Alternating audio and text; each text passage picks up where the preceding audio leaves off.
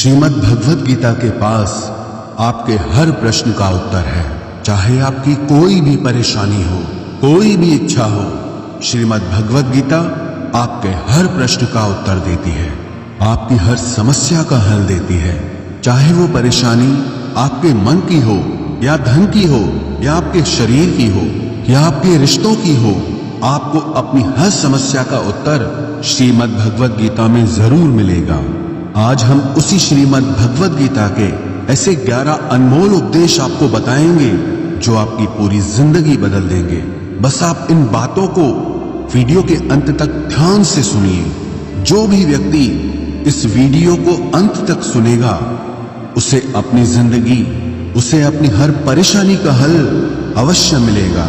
उसे अपनी जिंदगी में जो कुछ भी चाहिए वो उसे जरूर मिलेगा। श्रीमद् भगवद गीता का सबसे पहला उपदेश यही है कि कोई अगर आपका अपना है या कोई आपसे बड़ा है तो उसका अपने प्रति गलत व्यवहार कभी भी सहन नहीं करना चाहिए। ये गीता का उपदेश हमारी जिंदगी से भी जुड़ा है। हम भी अपने मन की अधिकतर तकलीफों को ये सोचकर जिंदगी भर सहते रहते हैं कि ये तो मेरा अपना है, ये तो मेरा बड़ा है, इसको हम कैसे कुछ कह सकते हैं। हम अगर नहीं सहेंगे, कुछ कह देंगे तो हमारे रिश्ते ही खराब हो जाएंगे, हमारे रिश्ते ही समाप्त हो जाएंगे। पर सोचने की बात यह है कि उस व्यक्ति को आप अपना कैसे मान सकते हैं जो आपकी तकलीफों की वजह हो। अपना तो वो होता है जो हमारी तकलीफों को दूर कर दे।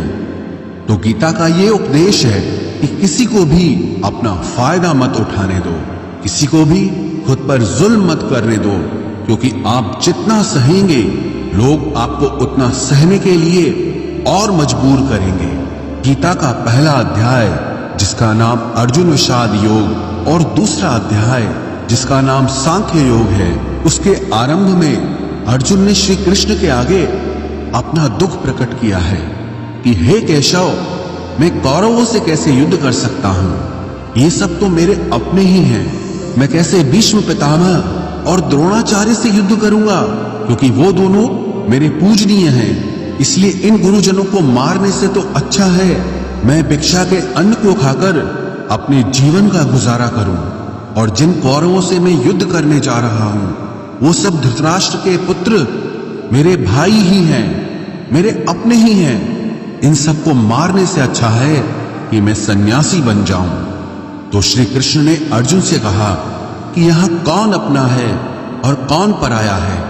जो अधर्म करता है उसके साथ युद्ध करना तुझे मोक्ष और मुक्ति देगा।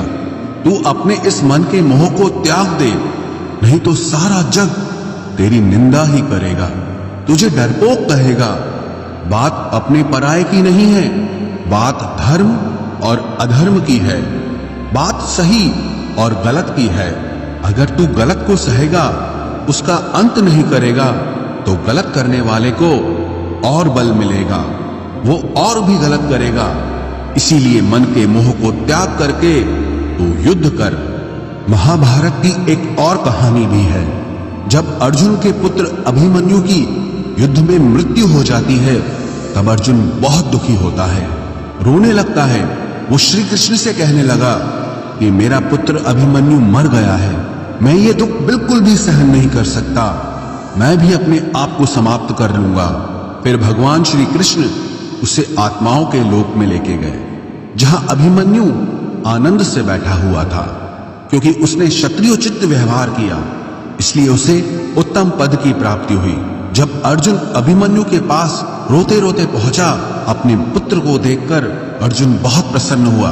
उसे गले से लगाकर कहने लगा कि हे पुत्र, तेरे बिना तो मैं जी ही नहीं सकता, मैंने तो अपने जीवन की आशा का ही त्याग कर दिया है। तो अभिमन्यु कहने लगा कि आप कौन हैं? अर्जुन बोला, मैं तेरा पिता हूं, तू मेरा पुत्र है अभिमन्यु।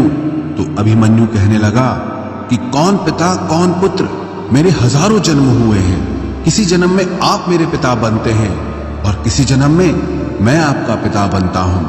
आत्मा का न कोई माता होता है न कोई पिता होता है। जब अर्जुन ने देखा कि मेरा पुत्र मुझे पहचान भी नहीं रहा, तो उसका सारा मोह खत्म हो गया। इसलिए गीता के इस उपदेश को ठीक से समझ लो कि यहां कोई अपना पराया नहीं है। जो बुरे वक्त में, तकलीफ के वक्त में हमारा साथ दे, सिर्फ वही हमारा अपना है, बाकी सब पराए हैं। गीता का दूसरा उपदेश यह है कि जो चला गया है कभी उसका दुख मत करो, और जो आने वाला है उसकी बिल्कुल भी चिंता मत करो। जब महाभारत का युद्ध चल रहा था तब अर्जुन ने श्री कृष्ण से कहा कि अगर यह युद्ध हुआ तो करोड़ों लोग मारे जाएंगे। जो सैनिक और योद्धा इस युद्ध में मारे जाएंगे उनकी स्त्रियों का क्या होगा, समाज कैसे आगे बढ़ेगा, और भी बहुत सी बातें अर्जुन ने विस्तार से कही हैं। तो भगवान श्री कृष्ण ने कहा, अशोचा नन्व शोचस्त्वम प्रज्ञावादांश्च भाषसे गतासून अगतासूश्च नानुशोचन्ति पंडिताः। श्री कृष्ण बोले, हे अर्जुन, तू बड़ी बड़ी ज्ञानियों जैसी बातें करता है, लेकिन जो सच में ज्ञानी होता है, वो जो लोग मर चुके हैं, जा चुके हैं या एक दिन जाने वाले हैं, उनकी चिंता नहीं करता है, उनका दुख नहीं करता है। तेरे हाथ में कुछ भी नहीं है, तू चाहकर भी कुछ कंट्रोल नहीं कर सकता। जीवन और मरण ये तो प्रकृति की नियति है। इसीलिए जो ज्ञानी होता है वो किसी के मरने पर भी रोता नहीं है। ज्ञानी जन ना ही बीते हुए कल का शोक करते हैं और ना ही आने वाले कल की चिंता करते हैं। इसीलिए जो होने वाला है वो होकर ही रहता है, और जो नहीं होने वाला है वो कभी नहीं होगा। ऐसा निश्चय जिसको समझ में आ जाता है, जिसकी बुद्धि में आ जाता है, उसे कभी कोई चिंता नहीं सताती, कोई दुख नहीं सताता। हमारे सारे दुखों का कारण ही यही है। या तो हम जो वक्त गुजर चुका है उसे सोच सोचकर परेशान होते रहते हैं, या भविष्य की चिंता कर करके खुद को बीमार कर देते हैं, नष्ट कर देते हैं। गीता का ज्ञान हमें यही सिखाता है कि ना तो हम बीता हुआ कल बदल सकते हैं और ना ही आने वाले कल पर कंट्रोल कर सकते हैं। हमारे हाथ में सिर्फ वर्तमान है, सिर्फ आज का ही पल है। हमारा 98% तनाव और चिंताएं भूतकाल और भविष्यकाल के बारे में सोचते रहने से होता है। हम हमेशा उसी में ही जीते रहते हैं, मगर वर्तमान में कभी नहीं जीते, इस पल को कभी नहीं जीते। जब आप वर्तमान का पूरा आनंद लेना सीख जाओगे, तभी आपकी जिंदगी से तनाव कम होगा, चिंताएं खत्म होगी। वर्तमान में जीना एक बहुत बड़ी उपलब्धि है। हमारे हाथ में भी सिर्फ आज का ही पल है। हमें जो भी करना है आज ही करना है। कभी भी ये सोचकर समय को नष्ट नहीं करना चाहिए कि अभी मेरे पास बहुत समय बचा है। एक गुरुजी ने अपने एक शिष्य को पारस का पत्थर दिया। उनका वो शिष्य बहुत आलसी था, हर काम को कल पे टाल देता था। तो गुरुजी ने उससे कहा कि मैं तुझे ये पारस पत्थर दे रहा हूं। इस पारस पत्थर से जब तू लोहे को स्पर्श कराएगा तो वो लोहा स्वर्ण बन जाएगा, सोना बन जाएगा। और ये पारस पत्थर मैं तुझे 1 महीने के लिए दे रहा हूं। जब 1 महीना समाप्त हो जाएगा तब मैं तुझसे ये पत्थर वापस ले लूंगा। तब तक तू इस पत्थर को अपने पास ही रख। गुरुजी का वो शिष्य बाजार में लोहा खरीदने के लिए गया। जब बाजार में वो लोहा खरीदने पहुंचा तो उसे लोहे का वो रेट बहुत महंगा लगा। उसने कहा थोड़े दिन रुक के ले लूंगा, जब लोहे का रेट कम हो जाएगा। पर उसकी बुद्धि में ये बिल्कुल नहीं आया कि इस लोहे को मैं सोना बनाकर बहुत अधिक धन बना सकता हूं। लेकिन उसके मन की सुस्ती, उसके मन का आलस्य, उसकी वजह से उसने उस काम को कल पे टाल दिया। ऐसे ही करते करते पूरा महीना समाप्त हो गया। फिर गुरुजी उस शिष्य के पास आ पहुंचे कि बताओ तुमने कितना सोना बनाया। शिष्य बोला कि मैंने तो अभी सोना बनाना शुरू भी नहीं किया। तो गुरुजी ने कहा मुझे मेरा वो पारस पत्थर वापस चाहिए। शिष्य बोला कि नहीं, मुझे थोड़ा वक्त दीजिए, मैं थोड़ा सोना बनाना चाहता हूं। गुरुजी ने कहा कि ये पारस पत्थर पूरा 1 महीना तेरे पास था पर तू कुछ नहीं कर पाया, लेकिन अब समय समाप्त हो चुका है। ऐसे ही ये हमारा जीवन है, हमारी जिंदगी है, और ये समय ही पारस पत्थर है। हम समय के एक एक पल से अपने जीवन को सोना बना सकते हैं, लेकिन हमें यह लगता है कि हमारे पास बहुत समय बचा है, एक दिन जिंदगी को जी लेंगे, एक दिन जिंदगी में खुश हो जाएंगे, लेकिन वो दिन कभी नहीं आता और हम जिंदगी भर भागते रहते हैं, चिंता करते रहते हैं, दुखी होते रहते हैं, लेकिन जिंदगी को जीना, खुश रहना हम भूल जाते हैं। इसलिए गीता का ज्ञान हमें यह सिखाता है कि आप आज में जीना सीखो, इस पल में जीना सीखो। गीता का तीसरा उपदेश यह है कि मौत से डरना बिल्कुल व्यर्थ है। श्री कृष्ण ने गीता में कहा है कि यह संसार मृत्यु लोक है, जिसका भी जन्म हुआ है वो एक दिन जरूर मर जाएगा, जिसका आरंभ हुआ है उसका अंत अवश्य होगा। हम इसे रोक नहीं सकते। जैसे हम रोज कपड़े बदलते हैं, वैसे ही हमारी आत्मा नया शरीर धारण करती है। मृत्यु सिर्फ इस जीवन का एक नया आरंभ है, इस जीवन का अंत नहीं है। आत्मा कभी नहीं मर सकती और ना ही उसे कोई मार सकता है, लेकिन मौत का डर मनुष्य को सबसे ज्यादा लगा रहता है। मौत का दुख भी इंसान को सबसे ज्यादा होता है। एक पेड़ में दो पक्षियों का जोड़ा रहता था। उन दोनों को एक दूसरे से बहुत प्रेम था। उन्होंने साथ जीने मरने की कस्में खाई थी। एक दिन वहां एक शिकारी आया और उसने एक तीर चलाकर वहां पेड़ पर बैठे मादा पक्षी को मार दिया। तो वो अकेला नर पक्षी रोने लगा कि मैं तुम्हारे बिना कैसे जी पाऊंगा, तुम्हारी जगह मेरी मृत्यु आ जाती, मेरा जीवन तुमको मिल जाता। वो रो रो के बहुत विलाप करने लगा। इतने में ही उस शिकारी ने दूसरा तीर चलाया और उस नर पक्षी को भी मार दिया। वास्तविकता में ये कहानी हमारी ही है। हम भी रोते रहते हैं जब कोई मरता है तो, लेकिन हमें ये नहीं पता कि एक न एक दिन हमारा भी जीवन समाप्त हो जाएगा। हम भी उसी मृत्यु के पेड़ पे ही बैठे हैं, लेकिन शरीर का मिटना हमारा अंत नहीं है। श्री कृष्ण ने अर्जुन से कहा कि हे अर्जुन, तेरे और मेरे अनंत जन्म हुए हैं, तुझे कुछ भी याद नहीं है, लेकिन मुझे सब याद है। जो व्यक्ति इस सत्य को समझ ले कि मैं यहां इस संसार में कुछ समय के लिए आया हूं, उसकी जिंदगी के सारे झगड़े, सारे दुख, सारी चिंताएं ही समाप्त हो जाएंगी। जब इस संसार से जाना ही है तो दुख किस बात का। पहले के जमाने में साधु महात्मा लोग पैदल यात्रा करते थे। यात्रा करते करते वो एक नगर में पहुंचे। वो महात्मा बहुत थक चुके थे। उस नगर में उन्होंने एक महल देखा और उन्होंने उस महल में जाकर विश्राम करने का सोचा और वो महल में जाकर सो गए। जब उस महल में वहां का राजा पहुंचा तो अपने पलंग पर उस महात्मा को सोता देखकर बहुत हैरान हो गया। राजा उस महात्मा से पूछने लगा कि तुम मेरे महल में कैसे घुस आए और मेरे बिस्तर पर सो रहे हो। महात्मा कहने लगा, ये तुम्हारा महल है, मुझे तो लगा ये धर्मशाला है। तो राजा ने कहा, आपको मेरा महल धर्मशाला कैसे लगा? तो महात्मा ने राजा से प्रश्न किया कि तुमसे पहले इस महल में कौन रहता था? तो वो राजा बोला कि मुझसे पहले मेरे पिता यहाँ पर रहते थे और उससे पहले मेरे दादाजी यहाँ पर रहते थे। तो महात्मा ने फिर प्रश्न किया कि क्या तुम इस महल में हमेशा रहोगे या तुम्हारे बाद कोई और रहेगा? तो राजा कहने लगा कि मेरे बाद मेरा पुत्र इस महल में रहेगा। तो महात्मा राजा से कहने लगे कि जिस जगह पर रहने वाले बार बार बदल जाते हो उसे घर कैसे कह सकते हो? वो तो धर्मशाला ही है। इसीलिए तेरे महल को धर्मशाला समझकर मैं इसमें रात बिताने के लिए आ गया।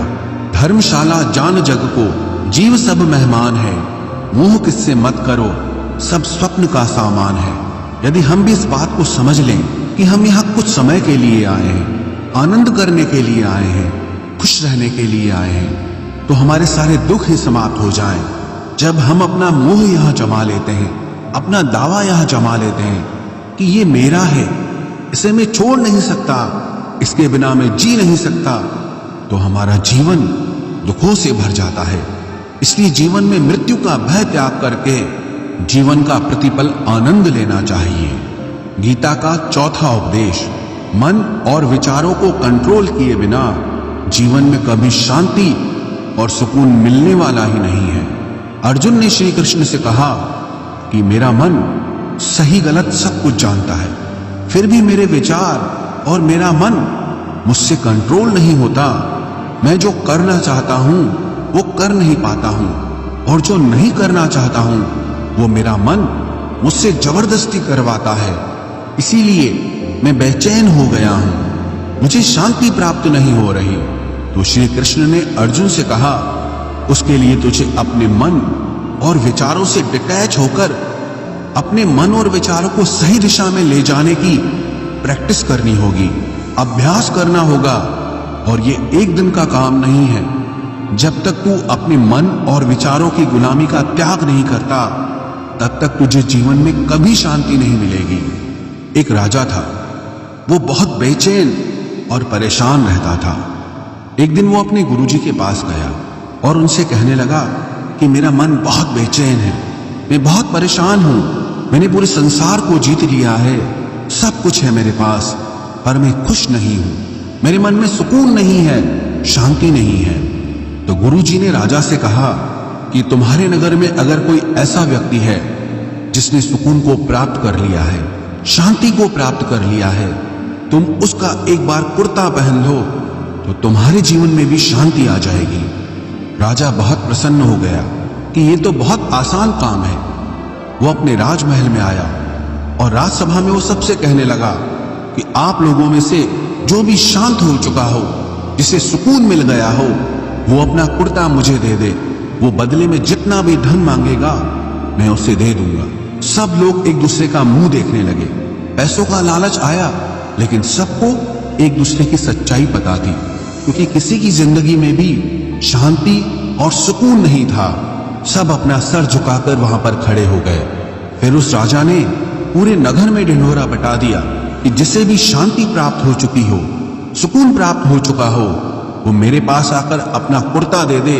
वो जितना कहेगा उससे उतना ही धन दिया जाएगा। लेकिन एक भी व्यक्ति ऐसा नहीं मिला जिसे शांति प्राप्त हो चुकी हो। वास्तविकता में जब कोई मरता है तब हम कहते हैं कि वो फला व्यक्ति आज शांत हो गया। कभी किसी जिंदा इंसान के लिए नहीं सुना कि एक जीता जागता इंसान शांत हो गया है। राजा के सैनिक पूरे शहर में ढूंढते रहे, फिर उन्हें पेड़ के नीचे एक महात्मा तपस्या करता दिखा, जिसके चेहरे पे एक शांति थी, सुकून था। वो सैनिक उस महात्मा के पास आकर पूछने लगे कि क्या आपने शांति प्राप्त कर ली है, सुकून प्राप्त कर लिया है? महात्मा ने कहा, मैं पूरी तरह से शांत हूं। तो सैनिक उसे राजा के पास ले आए। राजा ने उस महात्मा से प्रश्न किया कि क्या आपको शांति और सुकून प्राप्त हो चुके हैं?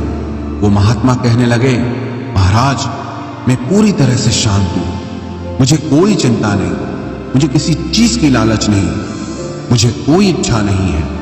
तो राजा भी बहुत प्रसन्न हो गए कि आखिर वो व्यक्ति मिल ही गया जिसे शांति की प्राप्ति हो चुकी है, जिसे सुकून प्राप्त हो चुका है। तो राजा उस महात्मा से कहने लगे कि हे महात्मा, आप कृपया करके अपना कुर्ता मुझे दे दीजिए, बदले में आप जो मांगेंगे मैं आपको दे दूंगा। वो महात्मा कहने लगे कि महाराज, सुकून और शांति तो मुझे मिल चुके हैं, लेकिन क्या करूं, मेरे पास कुर्ता ही नहीं है पहनने के लिए जो मैं आपको दे सकूं। जब राजा ने उस महात्मा की ये बात सुनी कि इस महात्मा के पास कुर्ता भी नहीं है पहनने के लिए, उसके बाद भी ये महात्मा एकदम शांत है, इसके जीवन में सुकून है, मैं सारी जिंदगी धन को जोड़ने में लगा रहा, दुनिया जीतने में लगा रहा, लेकिन मुझे शांति नहीं मिली, सुकून नहीं मिला। क्योंकि शांति और सुकून बाहर की चीज नहीं है, अपने भीतर की चीज है। इसीलिए जब तक कोई व्यक्ति अपने मन और विचारों को कंट्रोल नहीं करता, तब तक उसके जीवन में सुकून और शांति नहीं आती। और गीता का उपदेश हमें यही सिखाता है कि जीवन में शांति चाहिए तो मन को शांत करना सीखो।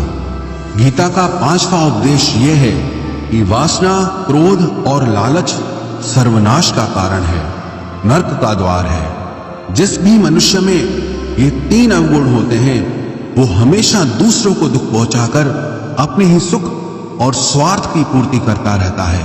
किसी भी चीज की हद से ज्यादा वासना करना और क्रोधी स्वभाव होना और मन में लालच होना उसके जीवन के सुख को समाप्त कर देते हैं, उसके सारे रिश्तों में जहर भर देते हैं। इन्हें नर्क का द्वार इसीलिए कहा गया है क्योंकि जिस इंसान में अत्यधिक क्रोध है, लालच है, वासना है, उसका पूरा जीवन जहर से भर जाता है। उसको मरने के बाद नहीं, जीते जी यहीं पर नर्क का दर्शन होता है। गीता का छठा उपदेश यह है कि सब भगवान एक ही हैं, कोई छोटा बड़ा नहीं है। सब एक परब्रह्म परमात्मा के अलग अलग रूप और नाम हैं। श्री कृष्ण ने गीता के 10वें अध्याय विभूति योग में बताया है कि जितने भी जगत के देवी देवता हैं वो सब मेरी ही विभूति है। मैं ही शिव हूं, मैं ही इंद्र हूं, मैं ही यक्षराज कुबेर भी हूं, मैं ही अग्निदेव हूं, देवताओं के गुरु बृहस्पति भी मैं हूं, समुद्र भी मैं ही हूं, अक्षरों में ओम भी मैं ही हूं, काल का महाकाल भी मैं ही हूं, सारे जगत का नाश, उत्पत्ति और पालन करने वाला भी मैं ही हूं। श्री कृष्ण ने अर्जुन से कहा कि मेरी विभूतियों का कोई अंत नहीं है, इसलिए सब भगवान, सब नाम, सब देवता मेरे ही रूप हैं। इसीलिए तो किसी भी देव या ईश्वर में कभी भेद बुद्धि मत करना, कभी किसी को छोटा बड़ा मत समझना।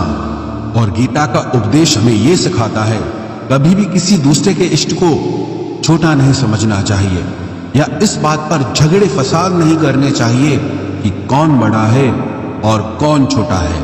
गीता का 7वां उपदेश यह है, सुख की इच्छा ही आखिर में हमारे दुखों का कारण बनती है। श्री कृष्ण ने अर्जुन से कहा कि मनुष्य जितना सुखों की लालसा और इच्छा करता है उतना ही उसकी इंद्रियां सुख भोग में आसक्त हो जाती है, उतना ही इंसान का मन संसार के सुख और आकर्षण का गुलाम बन जाता है। और जितना सुख के पीछे भागेगा उतना ही उसे दुख के अनुभव से भी गुजरना पड़ेगा, क्योंकि ये संसार का नियम ही है।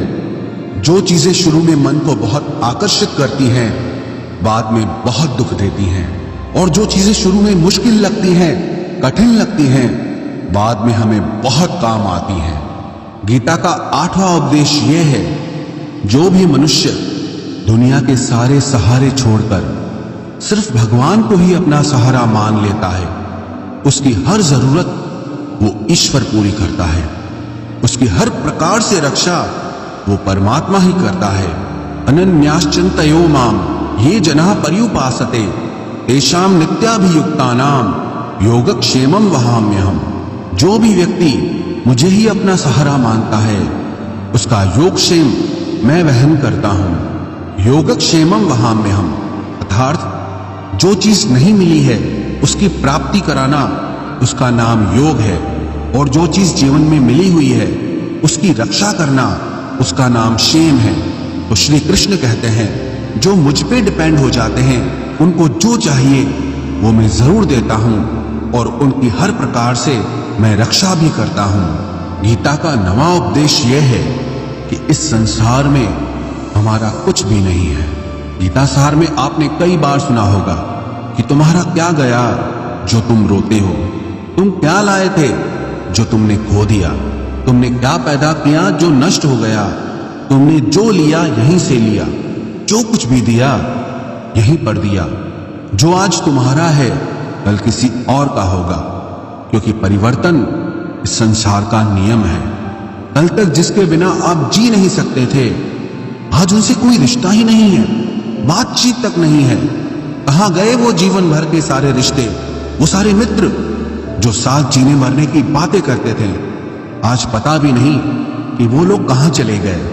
ये संसार परिवर्तनशील है, सब लोग यहां बदल जाते हैं, हर रिश्ता बदल जाता है, और तो और ये हमारा शरीर भी हर दिन बदल रहा है। बचपन से जवानी, जवानी से बुढ़ापा, और एक दिन ये शरीर हमारा साथ छोड़ देता है। तो किसके लिए रोना और किसकी चिंता करना। हम सारी जिंदगी चीजों को, रिश्तों को, जिंदगी को बनाने में, सजाने में, संवारने में लगे रहते हैं, लेकिन एक दिन सब कुछ बिखर जाता है। सारी जिंदगी जिस संपत्ति, जिन रिश्तों के लिए हम लड़ते रहते हैं, एक दिन सब कुछ छोड़ करके हमें इस दुनिया से जाना पड़ता है। गीता का 10वां उपदेश हमें यह सिखाता है कि किसी से भी हद से ज्यादा मोह कभी मत करना। श्री कृष्ण ने गीता का पूरा ज्ञान ही अर्जुन के मोह को नष्ट करने के लिए कहा है। ये मोह ही है जो इंसान को सबसे ज्यादा रुलाता है। मोह इतना बलवान है कि शेर जैसे इंसान को भी गीदड़ बना देता है। जो अर्जुन युद्ध में देवताओं से भी जीत गया, पर अपने रिश्तेदारों को युद्ध में देखकर उसका हाथ कांपने लगा।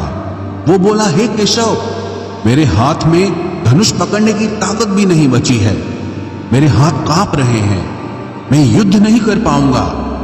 ये मोह इतना पेनफुल होता है जिसकी पीड़ा ना सह पाने के कारण कई लोग अपनी जिंदगी खत्म कर देते हैं, आत्महत्या तक कर लेते हैं कि उस व्यक्ति के बिना हम जी नहीं पाएंगे।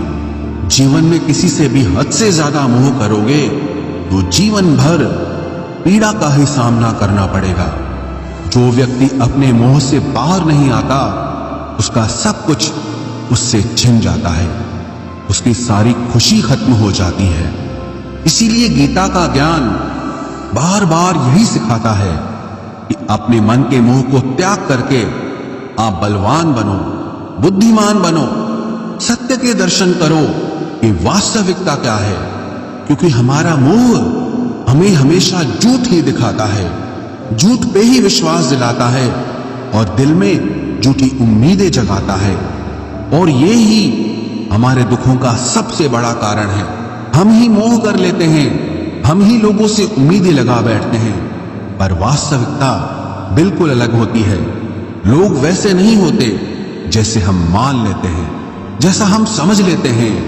क्योंकि मोह के कारण हमें सच्चाई नहीं दिख पाती, लोगों का असली चेहरा नहीं दिख पाता।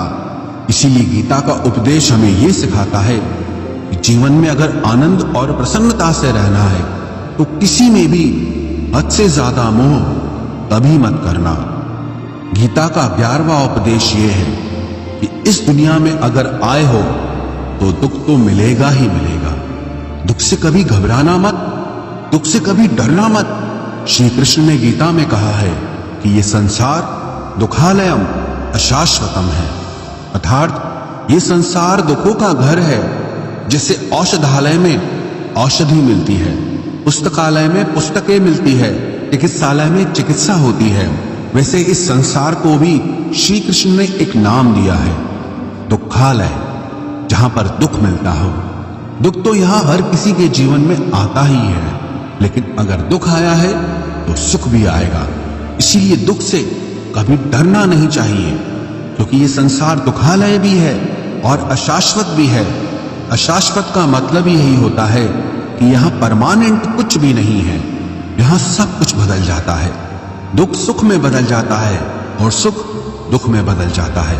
सम्मान अपमान में और अपमान सम्मान में बदल जाता है। खुशी दर्द में और दर्द खुशी में कभी भी बदल जाती है। जीत हार में और हार जीत में यहाँ कभी भी कुछ भी बदल सकता है। कुछ भी परमानेंट नहीं है, ना ही हम परमानेंट हैं, ना ही हमसे जुड़ी कोई चीज यहाँ पर परमानेंट है। क्योंकि ये संसार अशाश्वत है, शाश्वत नहीं है। यहाँ सब कुछ बदलने वाला है, यहाँ कुछ भी परमानेंट नहीं रहेगा। तो आपका दुख भी परमानेंट नहीं रहेगा, इसलिए दुख से कभी भी डरना नहीं चाहिए। गीता का ये उपदेश हजारों साल पुराना है, लेकिन आज भी नए से नया है। पूरे विश्व में गीता को सबसे ज्यादा पढ़ा गया है और सबसे कम समझा गया है। श्रीमद् भगवद गीता के ये उपदेश अगर कोई व्यक्ति ठीक से समझ ले और उसे अपनी जिंदगी में उतार ले तो ये पक्की बात है, वो अपनी जिंदगी में जो चाहे वो हासिल कर सकता है। अपने जीवन की हर समस्या से वो एक पल में बाहर आ सकता है। श्रीमद् भगवद गीता के